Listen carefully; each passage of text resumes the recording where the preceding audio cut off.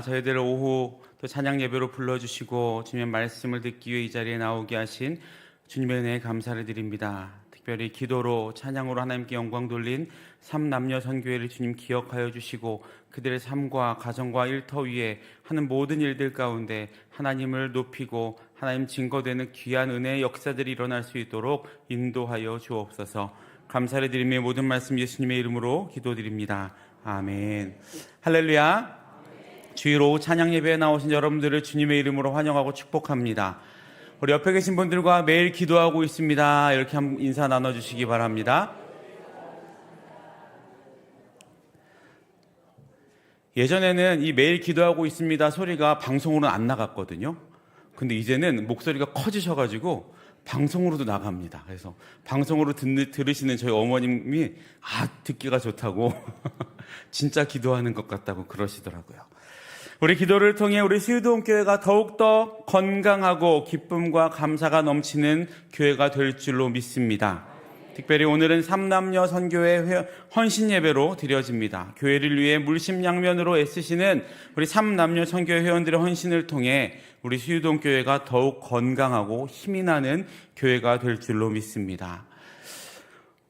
오늘 이 시간을 통해 새롭게 헌신을 다짐하시는 더 귀한 시간이 되셔서 하나님 주시는 큰 상급과 형통의 복을 풍성히 공급받으신 우리 삼남녀 선교회 되시기를 간절히 소망합니다.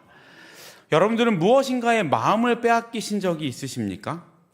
오늘 본문에서도 그런 표현이 나오죠. 마음이 빼앗긴다. 마음을 빼앗긴다. 사람이 무엇에 마음을 빼앗긴다라는 말은 사람이 무엇에 마음이 사로잡히어 그곳으로 쏠리게 된다라는 의미가 있습니다. 이 말을 요즘에는 보통 뭐에 꽂혔다라고 많이 하시죠. 몸에 꽂혔다. 그래서 나 요즘 골프에 꽂혔어. 나 요즘 운동에 꽂혔어. 나는 요즘에 커피에 꽂혔어. 어떤 영화에 꽂혔어. 음악에 꽂혔어. 이런 표현들을 많이 쓰고 또 들어보시기도 많이 했을 겁니다. 이 말들은 결국 내가 무엇인가에 내 마음이 고정되어서 그 생각을 가장 우선으로 하고 그것을 우선으로 행한다라는 의미입니다. 그래서 요즘에 내가 골프에 꽂혔어 라고 하면 골프가 가장 재미있고 골프가 지금 자신의 생각에 제일 많이 집중이 되어 있는 것을 의미하죠. 그래서 그런 분들은 누가 시키지 않아도 골프 영상을 찾아보고 골프 TV를 보고 골프 유튜브들을 찾아보고 또 백화점이나 이런 데 지나가면 골프 웨어에 골프 의류에 눈이 더 많이 가게 됩니다. 저도 예전에 한창 커피에 꽂힌 적이 있습니다. 그래서 어떤 원두가 맛있는지 어떻게 커피를 갈아야 되는지 우리 박정준 권사님 계시지만 어떻게 내려야 더 향이 좋고 어떻게 내려야 더 맛있는 커피가 되는지 학교 공부는 그렇게 안 하는 제가 커피 공부를 했습니다. 그래서 그때는 컴퓨터만 켜면 커피 용품을 먼저 찾아보기 시작했어요. 나름 자격증 공부도 하고 좀 가라긴 하지만 그래도 하나 따놓은 것도 있습니다. 그리고 맛있는 커피가 있다는 곳은 찾아가 보기도 하고 또 아니면 그 가게에서 원두를 사서 먹어보기도 했습니다. 그런데 그렇게 하면서 충격적인 사실을 발견했습니다. 제가 맛에 그렇게 예민하지 않았다는 겁니다. 이 맛도 저 맛도 비슷하다는 걸 느끼고 나서 이제는 아무 커피나 잘 마십니다. 저희 아들도 몇 년 전에, 지금은 조금 덜한데 몇 년 전에 장수풍뎅이 아시죠? 장수풍뎅이하고 사슴벌레에 꽂혔었습니다. 그맘때 남자애들은 대부분 그렇다고는 하는데 어찌됐든 그때는 장수풍뎅이와 사슴벌레 이 곤충에 관련한 책들을 매주마다 할머니와 도서관을 가면 몇 권씩 빌려서 왔어요. 저는 그때 장수풍뎅이와 사슴벌레 종류가 이렇게 많은지 몰랐습니다. 저는 장수풍뎅이, 사슴벌레 두 종류인지 알았는데 한번 들어보시겠습니까? 기라파 사슴벌레, 뮤엘러리 사슴벌레, 톱 사슴벌레, 장수풍뎅이도 헤라클레스 장수풍뎅이, 코카서스 장수풍뎅이. 제가 아는 건 이 정도인데 훨씬 더 많은 장수풍뎅이 종류가 세계 곳곳에 있습니다. 그런데 여기서 또 문제가 생깁니다. 저는 곤충을 정말 싫어한다는 겁니다. 저는 다리가 4개 달린 것 이상, 다리가 4개 이상 달린 건 다 싫어합니다. 보면 소름이 돋아요. 그런데 그래서 저희 집에는 바퀴벌레 잡는 그 스프레이가 손만 닿으면 있는 곳에 다 있습니다. 왜냐하면 곤충을 자비 없이 제일 빨리 죽일 수 있는 게 바퀴벌레 약이더라고요. 그래도 자식이 좋아하니까 이런 것도 해봤습니다. 한번 사진 한번 보여주실래요? 네, 큰 뚱뚱한 바퀴벌레 아니고요. 코카서스 왕장수풍뎅이라는 아이입니다. 이 아이를 표본으로 만들었어요. 곤충만 보면 소름 돋는 제가 저거를 핀을 꽂았다는 거 아닙니까? 심지어 장수풍뎅이 암수 2마리도 집에서 키워보고 또 번데기도 손으로 만져보고 저희 아이도 이제는 다른 곳에 꽂혀서 이제는 조금 그런 거 안 하는데 아직도 좋아하긴 합니다. 어찌됐든 이처럼 무엇인가에 꽂힌다라는 것은, 무엇인가의 마음을 빼앗긴다는 것은 주변의 다른 모든 것들보다 그것이 우선된다라는 의미죠. 무엇인가의 마음을 빼앗긴다는 것은 사실 나쁜 것은 아닙니다. 그렇게 함으로 한 분야의 전문가가 될 수도 있고 또 어떤 놀라운 성취를 이루어낼 수도 있기 때문이죠. 저희 아이가 장수풍뎅이를 누구보다 좋아하면서 많은 정보를 얻었던 것처럼 말입니다. 실제로 지금 어떠한 분야에서 전문가라고 놀라운 성취를 이루어내신 분들은 대부분 그 분야의 마음을 빼앗기고 또 거기에 꽂혔기 때문에 그렇게 되신 분들이 많이 있습니다. 그런데 마음을 뺏긴 분야가 건강한 것이 아니라 나쁘고 악한 것이라면 문제가 생기겠죠. 예를 들면 도박이나 마약이나 폭력이나 음란 같은 것들 말입니다. 그런 것들은 결국 자신을 파멸과 실패, 심하면 죽음에까지 이르게 합니다. 그런 것들의 마음을 빼앗긴 사람들의 결말은 우리가 잘 알고 있습니다. 그런데 호세아 선지자 시대의 사람들, 북이스라엘 사람들도 무엇인가의 마음이 빼앗긴 상태였습니다. 오늘 함께 그들의 상황을 살펴보고 또 그 상황을 통해서 우리에게 오늘 주시는 하나님의 음성, 하나님의 마음을 함께 생각해 보기를 원합니다. 오늘 본문 앞에 있는 10절을 보시면 이렇게 기록이 되어 있습니다. 그들이 먹어도 배부르지 아니하며 음행하여도 수요가 늘지 못하니 이는 여호와를 버리고 따르지 아니하였음이니라. 당시 이스라엘 사람들의 모습이 어떻다고 나와 있습니까? 여호와를 버리고 따르지 않았다라고 기록이 되어 있습니다. 그런데 그들이 그렇게 자신들의 여호와 하나님을 버리고 따르지 않았던, 또 그렇게 할 수밖에 없었던 이유가 오늘 본문 11절에 이렇게 나와 있습니다. 음행과 묵은 포도주와 새 포도주가 마음을 빼앗았느니라. 이들의 마음은 하나님께 있지 않고 음행과 묵은 포도주와 새 포도주에 있었다라는 거죠.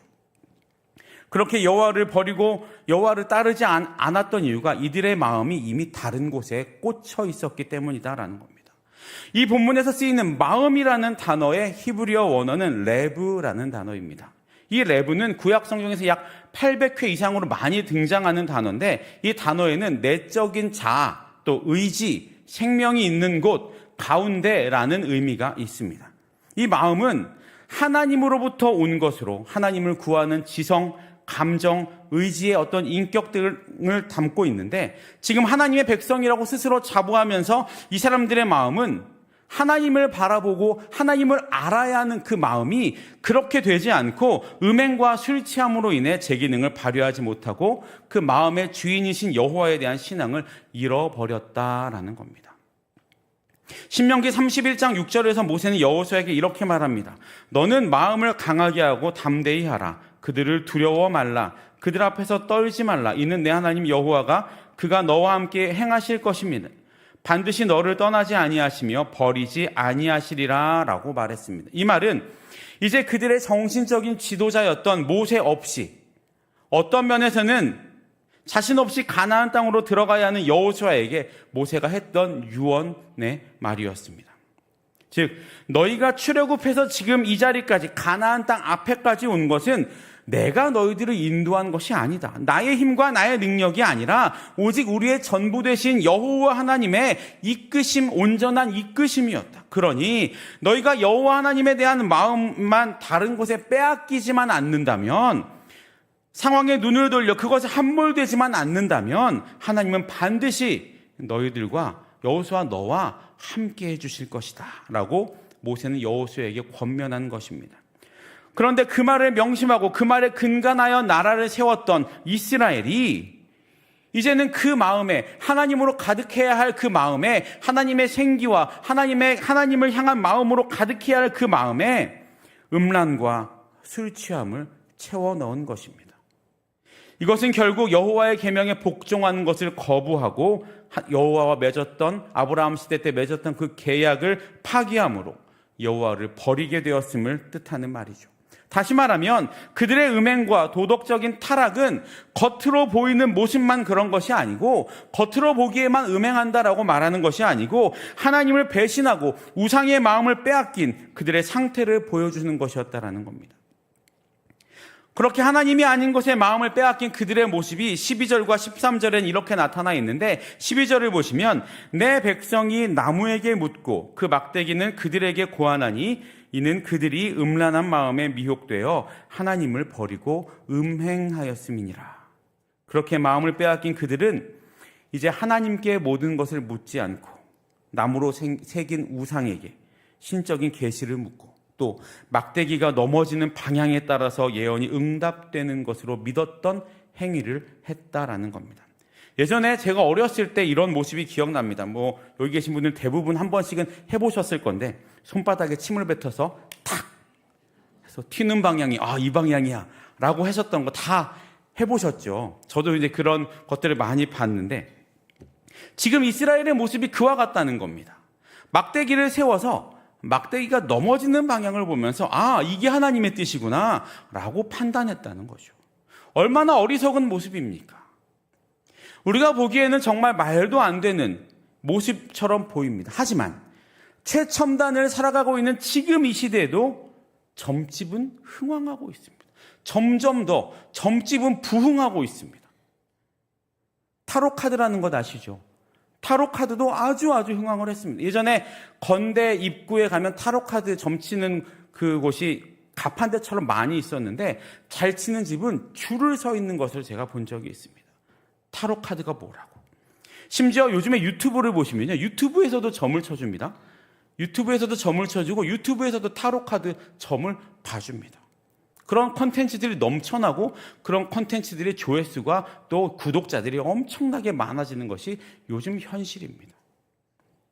근데 믿지 않는 사람들만 이것을 보는 걸까요? 정말 안타깝지만 성도라고 불리우는 사람들도 그 안에 참 많이 있다는 것에 대해서 우리는 부인할 수 없습니다.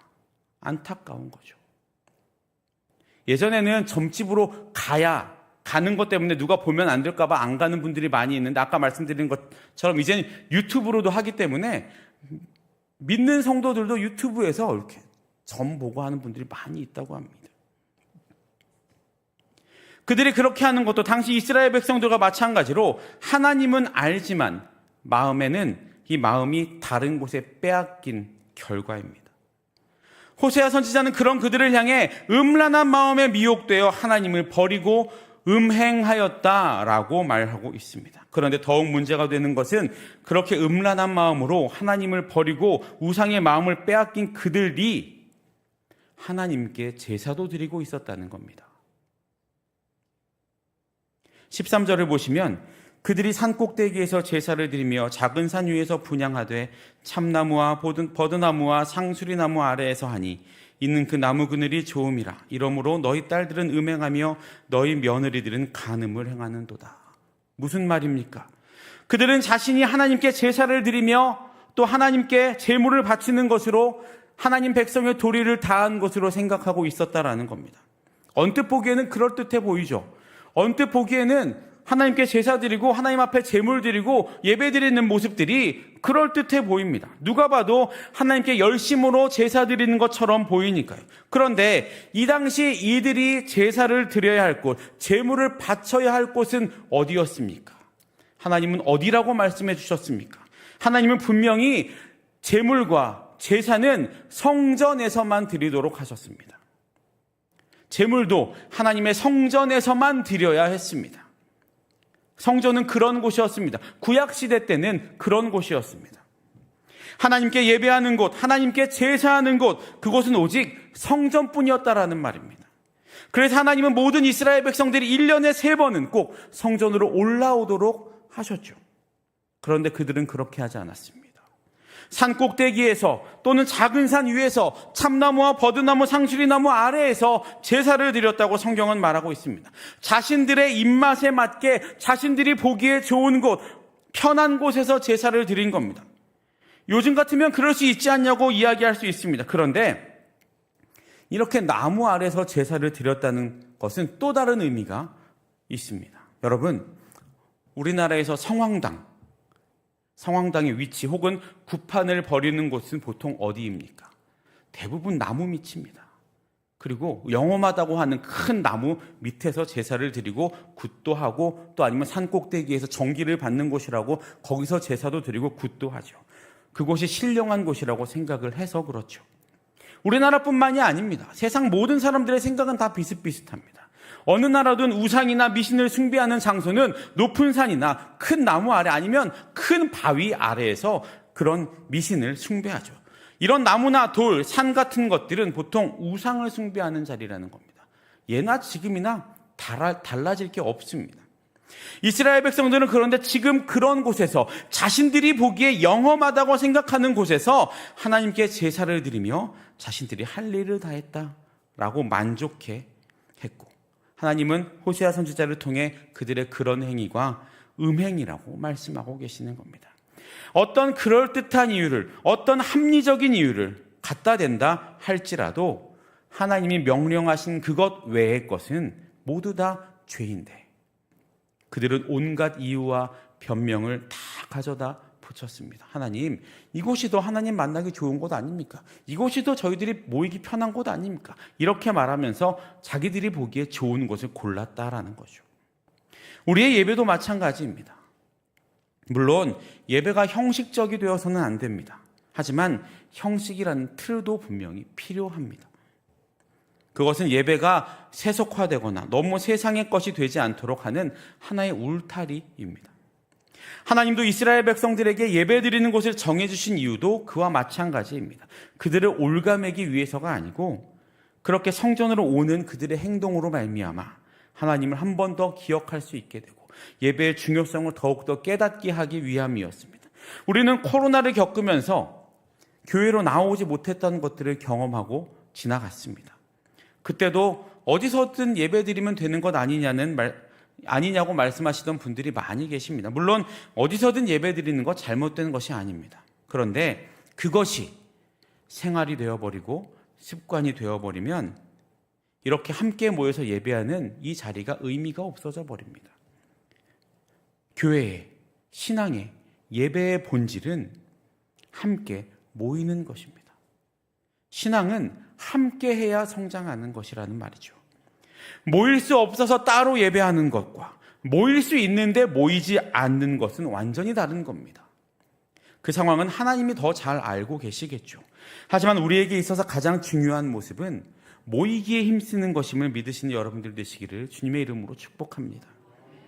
이스라엘 백성들도 지금 모여야 함에도 또 성전으로 올라가 예배해야 함에도 불구하고 장소가 뭐가 중요해? 내가 생각하기에 이곳이 더 좋을 것 같아라고 생각하며 이곳이 더 모이기가 편해. 이곳에 더 많은 사람들이 모일 수 있어라고 생각하며 내 방식대로 내가 편한 대로 그 장소가 우상 숭배하던 장소이던 그렇지 않던 어떤 장소이든 상관없이 형식만 갖추면 된다라고 생각한 겁니다. 그런 그들에게 하나님은 14절에서 이렇게 말씀하십니다. 너희 딸들이 음행하며 너희 며느리들이 간음하여도 내가 벌하지 아니하리니 이는 남자들도 창기와 함께 나가며 음부와 함께 희생을 드림이니라. 깨닫지 못하는 백성은 망하리라. 그렇게 음행하고 마음에 하나님이 조금도 남아있지 않으며 다른 것에 마음을 빼앗긴 그들에게 하나님이 지금 뭐라고 말씀하고 계십니까? 벌하지 아니하겠다라고 말씀하십니다. 조금 의아한 표현이죠. 벌하셔야 될 텐데, 화내셔야 할 텐데 벌하지 않으시겠다고 합니다. 분명히 그들은 엄청난 죄를 저질렀습니다. 하나님은 음행이라고 간음이라고까지 표현하시는 죄를 이들이 저질렀는데 딸들과 며느리들이 우상의 신전에서 음행을 저지르고 남자들도 창기와 함께 신전에 바쳐진 여인들과 함께 음행을 하고 있는 그 모습을 보고 그 엄청난 일들을 범했는데도 벌하지 않겠다라고 하나님이 말씀하신 이유는 무엇일까요? 그들을 사랑하셔서 그들에게 기회를 한 번 더 주고자 하심이었을까요? 그렇지 않습니다. 우리 옛 속담에 이런 속담이 있죠. 미운 아이 떡 하나 더 준다고. 또 사랑의 반대말은 뭘까요? 사랑의 반대말, 무관심이라고 합니다. 지금 하나님은 그런 의미의 말씀을 하고 계신 겁니다. 로마서 1장 24절에서 바울은 이렇게 말합니다. 그러므로 하나님께서 저희의 마음의 정욕대로 더러움에 내버려 두사 저희 몸을 서로 욕되게 하셨으니 사랑하면 혼냅니다. 부모님은 자녀들이 옳은 길로 돌아오게 하시기 위해 때리기도 하시죠. 혼냅니다. 잘못된 길로 가면 돌아오라고 혼내기도 하십니다. 그것으로 자녀들이 부모님을 그때는 싫어하고 미워할 수 있지만 그래도 그렇게 하는 이유는 단 하나, 자녀들을 사랑하기 때문이었죠. 혹여라도 부모님이 자녀에게 매를 든다고 하셔도 부모님은 아이가 잠들었을 때 홀로 우십니다. 또 아이가 맞은 부분을 어루만져 주시며 혹시 상처는 나지 않았나 약도 발라주시는 게 부모님의 마음이죠. 그게 부모님의 사랑 아닙니까? 여러분들도 다 그렇게 경험해 보시지 않으셨습니까? 내가 사랑하지 않으면 그냥 네 마음대로 살아. 네 마음대로 살아. 난 이제 상관 안 할 거야. 라고 하고 신경 쓰지도 않습니다. 그런 부모님은 없겠지만 말입니다. 이처럼 하나님이 이 말씀, 내가 너를 벌하지 않으리라 라는 말은 사실 하나님의 가장 큰 진노의 표현입니다. 그렇게 말씀하시면서 14절 하반절에서 깨닫지 못하는 백성은 망하리라 라고 말씀하십니다. 여기서 깨닫지 못하는 백성의 의미는 오늘 본문 앞에 6절에 나와 있는 하나님을 아는 지식이 없어서 망하는 백성을 다시 한번 상기시키는 표현입니다. 또 망한다라는 단어의 원어적인 뜻은 밀어 넘어뜨리다, 내팽겨치다 라는 의미입니다. 즉 14절 하반절에 깨닫지 못하는 백성은 망하리라 라는 의미는 나를 올바로 알지 못하는 너희들이 어떻게 되든지 상관하지 않고 이제는 내팽겨칠 것이다. 나는 너희가 어떻게 되든지 이제 상관하지 않겠다. 너희는 이제 회복이 불가능하다. 나는 너희에게서 등을 돌릴 것이다 라는 의미인 겁니다. 여러분, 이 말에서 하나님의 그 슬픔과 하나님의 진노가 느껴지십니까? 내가 사랑하는 내 백성에서 등을 돌리신답니다.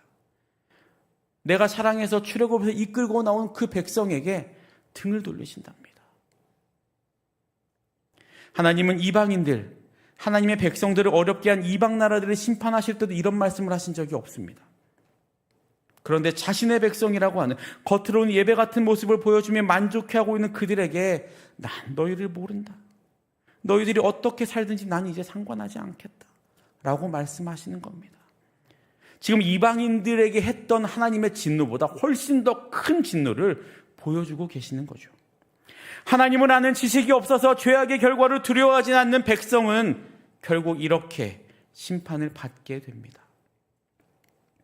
그런데 문제는 이런 심판의 선언에도 불구하고 이스라엘 백성들이 깨닫지 못했다는 것입니다.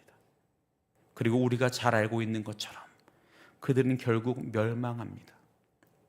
이것이 하나님이 아닌 다른 것에 마음을 빼앗긴, 다른 것에 꽂혀 있는 자들의 최후였습니다. 사랑하는 모든 성도 여러분, 하나님이 아닌 다른 것에 마음을 빼앗긴 자들의 최후를 우리는 오늘 살펴보았습니다. 지금 이들의 그런 결말을 보면서 남의 일이라고 생각하십니까? 저는 이 설교를 준비하면서 정말 마음이 불편했습니다. 또 찔렸습니다. 하나님의 말씀을 들고 이 자리에 서 있다고는 하는 저의 마음이, 저의 생각이 가끔은, 아니 어쩌면 참 많은 부분 하나님이 아닌 다른 것에 쏟아지고 다른 것에 빼앗길 때가 많았다는 것을 발견할 수 있기 때문입니다. 하나님은 저와 여러분의 사랑하심을 믿으십니까? 너무너무 사랑하셔서 자신의 하나밖에 없는 아들을 죽이셨습니다. 그럼에도 거기에서 멈추지 않으시고 우리의 죄와 문제들을 해결할 수 있는 기회와 길을 매 순간 열어주시면서 우리를 기다려주고 계십니다. 괜찮아, 그럴 수도 있어. 다음에는 그런 실수를 저지르지 않으면 돼 라고 말씀하시면서 우리를 오늘도 안아주십니다. 물론 우리는 연약해서 우리가 지었던 죄를 또 한 번 짓고 또 한 번 지을 때가 많이 있습니다. 하지만 그때도 하나님은 우리를 안아주십니다. 문제는 그것이 당연하다고 여기는 우리의 마음속에 이래도 되겠구나 라는 마음이 들게 되는 것입니다. 하나님의 그 크신 사랑을 당연한 것으로 여기며 점점 하나님이 아닌 다른 것의 마음을 빼앗기면서 우리의 마음은 점점 더 떳떳해진다라는 거죠. 하나님의 백성, 하나님의 자녀라는 것은 그만큼의 책임과 의무가 따라가는 것입니다. 어떤 책임과 어떤 의무입니까? 그것은 하나님을 제일 우선으로 두는 책임과 의무가 있습니다. 하나님에게 우리의 마음을 빼앗겨야 합니다. 세상에 다른 것이 아니고 우리는 하나님에게 빼앗겨야 합니다. 예전에 어떤 분이 손양원 목사님을 보면서 이런 별명을 지신 적이 있습니다. 예수 중독자. 우리는 다른 것에 중독되면 안 됩니다. 예수에, 하나님에게 중독되어야 함을 믿으신 여러분들 되시기를 축복합니다. 우리의 모든 생각을 하나님께 두며 하나님을 아는 올바른 지식이 우리에게 있어야 합니다. 이것은 그냥 만들어지는 것이 아니고 매번 우리를 유혹하는 것들 앞에서 그것의 마음을 빼앗기지 않으려는 몸부림이 있어야 합니다. 어떻게 해야 합니까? 말씀으로, 기도로, 찬양으로, 예배로, 이 공동체의 모임을 통해, 이 공동체가 함께하는 기도를 통해, 우리가 처음에 인사했던 서로를 위한 그 기도를 통해 우리는 다른 것에 마음을 빼앗기지 않을 수 있어야 합니다. 그런 것을 소홀히 한 채 나는 하나님의 자녀야, 그러니까 내 마음대로 해도 돼 라는 마음으로 살아간다면 우리도 이스라엘 백성들처럼 결국 다른 것에 마음을 빼앗기게 되어버린다라는 거죠. 특별히 오늘 헌신을 다짐하시며 나오신 3남녀 선교회 회원 여러분, 제가 설교를 준비하다 보니까 너무 심판 얘기만 해서 죄송하기는 합니다. 하나님께 마음을 빼앗기지 말라 그러고, 다른 곳에 마음 빼앗기지 말라 그러고, 심판받는다 그러고, 멸망한다 그러고. 하지만 너무 불편해하지 않으셨으면 좋겠습니다. 왜냐하면 하나님의 심판은 결국 회복으로 끝나기 때문입니다. 하나님이 너희를 심판할 거야 라는 말씀에는 내가 너희들을 기다릴 거야 라는 마음이 더 크게 하나님의 마음 가운데 들어있음을 믿으시기를 축복합니다. 우리의 연약함은 하나님이 제일 잘 알고 계십니다. 우리가 죄 가운데 넘어지는 것, 우리가 실수하고 우리가 쓰러지고 한 번쯤은 다른 곳에 마음을 빼앗기는 것 하나님 다 알고 계십니다. 하지만 하나님이 원하시는 것, 그럼에도 불구하고 다른 곳에 마음을 빼앗기지 않고 하나님으로 돌아오는 것, 그것을 하나님이 원하고 계시다는 거죠. 그럼에도 불구하고 세상에 다른 곳에 마음을 빼앗기지 않고 하나님만 바라보고 나아가신다면, 그리고 그렇게 순종함으로 나아가신다면 하나님은 우리들과 또 이 3남녀 선교회 회원들을 통해 우리 수유동교회를 더욱더 건강하게 세우실 것을 믿으시는 여러분들 되시기를 간절히 소망합니다. 특별히 3남녀 선교회 회원분들이 어떤 사역을 준비하고 행사를 준비하고 어떤 일들을 준비하며 나아가실 때 무엇을 보고 나아가셔야 할지, 우리가 무엇에 마음을 두어야 할지를 다시 한번 생각해 보실 수 있기를 간절히 소망합니다. 그렇게 한다면, 하나님이 기뻐하신 일들을 행하고 나아간다면 하나님은 3남녀 선교회를 통해 놀라운 부흥의 역사를 일으켜 주실 것입니다. 바라기는 이 자리에는 우리 모든 하나님의 백성들이 하나님의 백성답게, 하나님의 성도답게 하나님에게 마음을 빼앗기시는, 예수님께 꽂히시는, 그래서 우리의 온 마음과 우리의 모든 생각이 예수님만을 향하고 하나님을 기쁘시게 하는데 온 힘을 다하시는 이 한 주간을 살아가시는 저와 여러분들 되시기를 주님의 이름으로 축복합니다. 기도하겠습니다. 사랑과 은혜의 주님 감사를 드립니다. 저희들을 사랑하시고 창세전부터 저희들을 불러서 지금 이 자리까지 인도해 주신 주님의 은혜에 감사를 드립니다. 하나님, 우리의 마음은 지금 어디로 향하고 있습니까? 우리가 지금 바라보고 있는 것은 무엇입니까? 나의 삶에서 내가 꽂혀 있는 것이 무엇입니까? 바라기는 내가 하나님께, 예수님께 꽂혀서 하나님이 기뻐하신 일들을 행하며 하나님의 음성에 순종하는 주의 백성이 되기를 소망합니다. 지금까지 나에게 있었던 모든 잘못과 나의 모든 죄악과 나의 모든 연약함들을 이 시간 주님께 내려놓고 나아갈 때 하나님, 우리의 마음을 깨끗하게 씻어주시고 다시 한번 우리를 안아주셔서 하나님의 백성으로서의 삶을 살아갈 수 있는 힘과 지혜와 능력을 허락하여 주옵소서. 오늘도 육체의 연약함으로, 마음의 연약함으로 고통받고 있는 환우들이 있습니다. 주님, 그들의 마음 위에, 그들의 육체 위에 지금 손 얹어 안수하여 주셔서 깨끗하게 고쳐주시고, 특별히 병상에 계시는 송철수 성도님의 삶과 가정 위에, 또 육체 위에 함께하여 주셔서 하나님의 손으로 어루만져 주시고, 하나님의 놀라운 계획들이 성도님을 통해 일어날 수 있도록 인도하여 주시고, 그 계획을 통해 하나님께 더욱더 감사의 제목들이 풍성해지는 놀라운 은혜의 역사들이 일어나게 하여 주옵소서. 전쟁과 지진과 또 기근으로 또 수해로 많은 어려움 당하고 있는 이재민들과 주의 백성들이 있습니다. 그들에게 돕는 손길들을 더욱더 많이 보내주셔서 그들의 삶과 그들의 모든 가정 가운데 함께하여 주시고, 또 돕는 손길들을 통해 하나님의 놀라운 사랑들이 더욱더 풍성해지는 은혜가 있게 하여 주옵소서. 하나님, 이제 11월 달에 수능을 준비하고 있는 수험생들도 있습니다.